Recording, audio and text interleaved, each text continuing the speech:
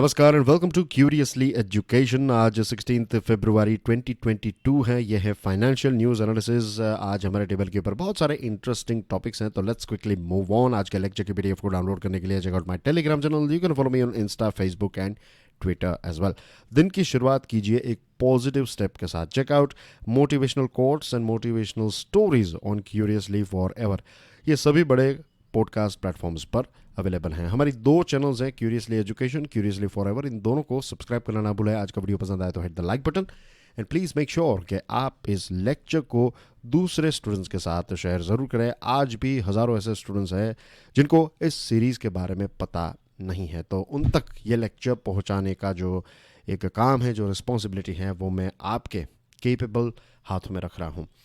दोस्तों, कल हमने विस्तार से चर्चा की थी यूक्रेन और रशिया के बीच में जो एक वॉर लाइक सिचुएशन है, उसकी इम्पैक्ट इकोनॉमी के ऊपर क्या आ सकती है, इसके बारे में मैंने आपको कल एक्सप्लेन किया था। और हमने ये भी देखा था कि इसकी वजह से, ये जो वॉर लाइक सिचुएशन है, इसकी वजह से हमारी जो स्टॉक मार्केट हैं, शेयर बाजार जो हैं, उसमें एक गिरावट भी हमें देखने को मिले थे। Isn't it? Let me tell you, अगर आज आपका पहला दिन है, पहली बार इस सीरीज़ को देख रहे हैं, तो मेरी रिक्वेस्ट है कि आप कल वाला लेक्चर जो है 15 फरवरी वाला लेक्चर, उसको ज़रूर देख लीजिएगा। उसके बाद ही इस लेक्चर को देखिएगा, वरना आपको ये जो टॉपिक है इसके बारे में इतना कोई ख़ास पता नहीं चलेगा। तो ये सिचुएशन जो है ये डी एस्केलेट हो रही है। Russian troops were returning to their bases from the Ukraine border. जो यूक्रेन बॉर्डर पर डिप्लॉयड थे रशियन ट्रूप्स, टैंक्स एक्सेट्रा। आप देखिए यहाँ पर आंकड़ा है, soldiers 94,000, tanks 1200, aircraft 330, warships 75 and submarine 6। इतना कुछ डिप्लॉय किया था रशिया ने। अब धीरे धीरे ये ट्रूप्स जो है वो वापस अपने बेसिस पर जा रहे हैं, यानी कि यहाँ की सिचुएशन इम्प्रूव हो रही है। और जैसे ही ये खबर दुनिया भर में फैलने लगी, तो भारत की स्टॉक मार्केट के ऊपर एक पॉजिटिव इंपैक्ट हमें देखने को मिली। भारत की स्टॉक मार्केट जो है वो 3% इंक्रीज हुई। कल 3% जितना ड्रॉप देखने को मिला था, आज 3% जितना राइज देखने को मिला है। तो लगभग आप कह सकते हैं कि जो लॉसेस हुए थे वो रिकवर हो चुके हैं। एनालिस्ट्स का कहना यह है कि ये तो चीज़ है ही। इकोनॉमी की बात करें, हमारी जो स्टॉक मार्केट खास करके बात करें, तो डी एस्केलेशन की वजह से ये एक अच्छी खबर देखने को मिली है। लेकिन जो दूसरी चीज़ जिसकी इम्पैक्ट हमारी स्टॉक मार्केट के ऊपर हो सकती है, कल मैंने आपको इसको एक्सप्लेन किया था कि यूएस फेडरल रिजर्व जो है वो अपने रेट को इंक्रीज़ करेगी ही करेगी, और इसकी वजह से हमारी स्टॉक मार्केट के ऊपर एक नेगेटिव इम्पैक्ट आ सकती है। कैसे आ सकती है, कल हमने देखा था, तो I am not explaining that thing again. Okay, moving on to next item. अगर आपको ये प्रश्न पूछा जाए आने वाली कोई प्रीलिम्स एग्जामिनेशन में कि भारत सरकार एक पर्टिकुलर बैंक को कंप्लीटली बेच डालना चाहती है, तो वो बैंक कौन सी, वो सरकारी बैंक का नाम बताइए, तो that is IDBI bank. IDBI bank जो है ये एक लंबे समय से प्रॉब्लम्स में चल रही थी, और फाइनली सरकार ने यह तय किया कि एलआईसी यानी कि life insurance corporation of India जो है वो लगभग 50% जितना शेयर जो है आईडीबीआई का वो खरीद ले, या फिर आप कह सकते हैं कि एलआईसी जो है वो आईडीबीआई का ख्याल रखें। तो ऐसा डिसाइड किया गया था। अब सरकार ने यह तय किया है कि आईडीबीआई बैंक को कंप्लीटली प्राइवेटाइज किया जाएगा। सरकार के पास टोटल आईडीबीआई के 94.71% स्टेक्स हैं, यानी कि इतना हिस्सा इस बैंक में 94, लगभग 95% जितना हिस्सा किसका है, सरकार का है। इसमें एलआईसी के पास 49.24% है और सेंट्रल गवर्नमेंट के पास 45.48। तो टोटल जो है वो 94, या फिर on an average 95, round figure अगर पकड़े तो 95% जो है वो सरकार का है। नॉन प्रमोटर्स शेयर होल्डर्स का शेयर जो है वो 5.29% है। तो सरकार अब ये जो 95% जितना सरकार के पास है वो कंप्लीटली बेच डालना चाहती है।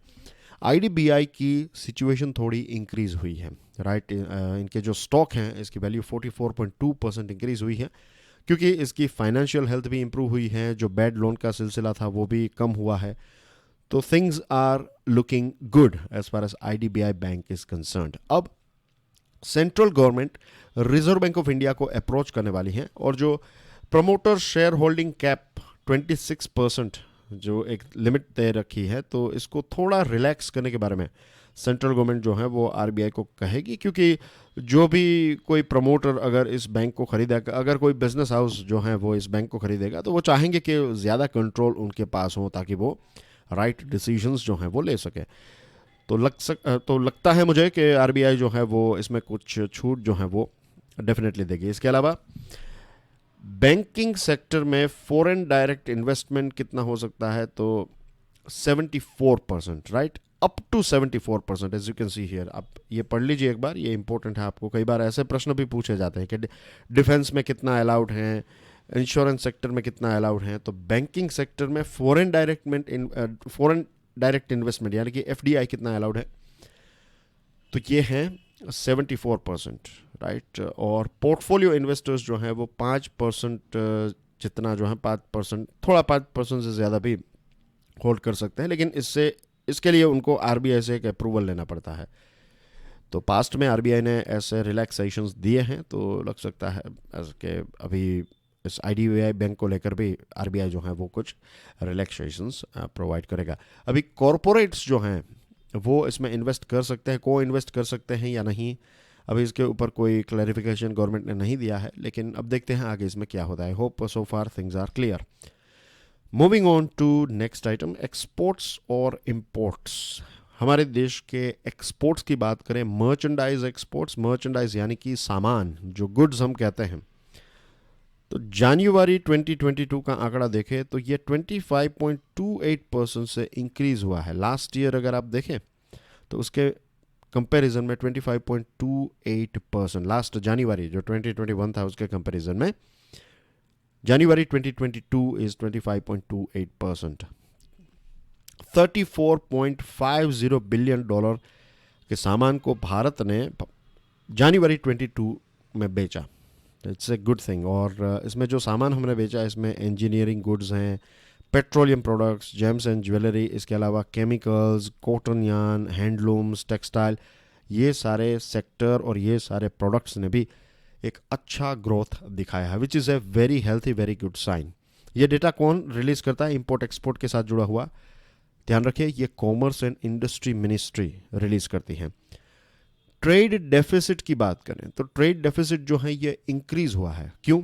क्योंकि इंपोर्ट जो है ये भी इंक्रीज हुआ है। इंपोर्ट 23.54% से इंक्रीज हुआ, यानी कि टोटल हमने जनवरी में कितना इंपोर्ट किया, $51.93 बिलियन का सामान हमने यहाँ पर सेल कितना किया है, या फिर एक्सपोर्ट इतना किया है और इंपोर्ट इतना किया है। तो एज यू कैन सी, ज़्यादा सामान अगर हम मंगवाते हैं तो फिर ट्रेड डेफिसिट होता है। ट्रेड सरप्लस यानी कि आप ज़्यादा एक्सपोर्ट कर रहे हैं और कम इंपोर्ट कर रहे हैं। ट्रेड डेफिसिट यानी कि आप ज़्यादा इंपोर्ट कर रहे हैं और कम एक्सपोर्ट कर रहे हैं। आई होप ये चीज़ क्लियर हो गई आपको। अब इसमें अच्छी बात यह है कि गोल्ड जो है इसका इंपोर्ट कम हुआ है, इसमें हमें एक गिरावट देखने को मिली है, 40.52% की गिरावट है। तो that is a good sign. Generally क्या होता है कि हम ऑयल ख़रीदते हैं, राइट, और गोल्ड यहाँ पर इंपोर्ट करते हैं। तो ये कुछ ऐसी चीज़ें हैं जिनकी वजह से हमारा जो इंपोर्ट्स हैं वो बहुत बड़ा दिखता है। तो गोल्ड जब ड्रॉप होता है तो that is a good sign. Federation of Indian Export Organisation के जो प्रेसिडेंट हैं उनका कहना यह है, out of this almost all of them were labour intensive sectors. ये जो सारे सेक्टर्स देखिए, chemicals, cotton yarn, handlooms, textile, gems and jewellery, petroleum, engineering goods, तो जब इन सारी प्रोडक्ट्स का एक्सपोर्ट ज़्यादा होता है तो इसकी इम्पैक्ट हमें जॉब क्रिएशन के ऊपर देखने को मिलती है, यानी कि ज़्यादा जॉब्स हमारे देश में जनरेट होती है, which is a good thing. Cumulatively पूरे साल का देखें या फिर एक फिक्स पीरियड का देखें, फाइनेंशियल ईयर जब से स्टार्ट हुआ अप्रैल 2021 से, अगर आप जनवरी 2022 इन महीनों को देखें, 10 महीनों को, तो इसमें हमारा एक्सपोर्ट्स जो है ये 46.73% इंक्रीज हुआ है। टोटल हमने $335.88 बिलियन का एक्सपोर्ट किया। उससे पहले का साल जो था उसमें हमने 228.92 बिलियन का एक्सपोर्ट किया था। इंपोर्ट्स की बात करें तो इंपोर्ट्स जो हैं वो 62.65% इंक्रीज हुए हैं। टोटल हमने $495.75 बिलियन आइटम का इंपोर्ट किया है। तो ट्रेड डेफिसिट है 159.87। Moving on to the next and the last item of the day, fuel rates। दोस्तों, इंटरनेशनल रेट्स इंक्रीज़ हुए हैं, हमने इसके बारे में डिस्कशन भी की थी। अब जो हमारे देश की जो स्टेट ऑयल कंपनीज हैं, स्टेट ऑयल यानी कि गवर्नमेंट की जो ऑयल रिफाइनरीज हैं और ऑयल बेचने वाली जो कंपनीज हैं, हमारे देश में क्या है कि जो HP हैं, IOC एक्सेट्रा, तो ये कंपनीज ऑयल रिफाइन भी करती हैं और इसी के साथ साथ इनके पेट्रोल पंप्स भी हैं। तो इसको कहते हैं कि रिफाइनिंग के बिजनेस में भी हैं और फ्यूल को मार्केट भी करते हैं, बेचते भी हैं। तो स्टेट ऑयल कंपनीज जो हैं उनको पेट्रोल और डीजल की प्राइस 5 से 6 रुपीज़ जो है वो इंक्रीज़ करनी पड़ेगी बिकॉज ऑफ इंटरनेशनल प्राइजेस। हमारे देश में पेट्रोल और डीजल जो है ये मार्केट ड्रिवन है। अब पहले जो इसमें सब्सिडीज़ मिलती थी, अब सब्सिडीज़ नहीं मिलती हैं। अब जो भी इंटरनेशनल मार्केट का रेट है उस हिसाब से अप एंड डाउन जो है इसकी प्राइस होती रहती है। फ़िलहाल तो ये अप ही हो रही है और लगभग 5 राज्यों में इलेक्शंस होने वाले हैं और इलेक्शंस के बाद ही सरकार जो है वो रेट इंक्रीज़ करेगी, वरना इलेक्शन के ऊपर एक नेगेटिव इम्पैक्ट आएगी। तो फ़िलहाल तो ये जो स्टेट ऑयल कंपनीज़ हैं वो जो भी नुकसान हो रहा है, 5-6 रुपये प्राइस इंक्रीज़ करनी पड़ रही है, लेकिन वो रेट पास नहीं कर रहे तो उनका प्रॉफिट जो है वो कम होगा। लेकिन जैसे ही इलेक्शंस ख़त्म होंगे उसके बाद सरकार जो है वो इसकी प्राइस इंक्रीज़ कर देगी। एक इंटरेस्टिंग फैक्ट आपको बताना चाहता हूँ, इस चीज़ को नोट डाउन कर लीजिएगा कि जब भी एक बैरल की हम बात करें तो एक बैरल की प्राइस जब $1 बढ़ती है, इंटरनेशनल प्राइस की बात कर रहा हूँ मैं, मान लीजिए कि एक बैरल की प्राइस है $100 और अब ये $100 जो है ये 101 अगर हो जाते हैं तो हमारे देश में फ्यूल की प्राइस जो है लगभग आप पकड़ लीजिए 45 से 47 पैसा जितनी प्राइस इसकी, पैसा पर लीटर बात कर रहा हूँ। हाँ, मैं यहाँ पर बैरल बात हो रही है, एक बैरल, और यहाँ पर लीटर 45 टू 47 पैसा इतना इंक्रीज़ होता है। लगभग आप पकड़ लीजिए कि 50 पैसा जितना जो है वो इंक्रीज़ होता है जब $1 बैरल की प्राइस इंक्रीज़ होती है तब। तो दिस इज़ द थिंग। तो अब नेक्स्ट फ्यूचर में जब भी आप इस चीज़ को देखें कि बैरल की प्राइस जो है 96 से 100 हो गई तो फिर आपको पता चल जाएगा यहाँ पर कि लगभग ₹2 जितनी प्राइस जो है वो इंक्रीज़ होगी, इज़न्ट इट। और कल जो मैंने प्रश्न पूछा था उसका आंसर है N चंद्रशेखरन, और आज एक नया प्रश्न है आपके लिए। I am sure regular students के लिए ये बहुत ही ईजी क्वेश्चन है, but I want you guys to try ताकि आप इसको एक प्रकार से रिवाइज भी कर पाए। एक इम्पोर्टेंट क्वेश्चन इसके ऊपर से पूछा जा सकता है आपकी प्रीलिम्स में। That's everything. Make sure to subscribe to both our channels. Video पसंद आया तो hit the like button, share this lecture with other students. I will see you soon. Till then enjoy your studies. God bless you all. जय हिंद।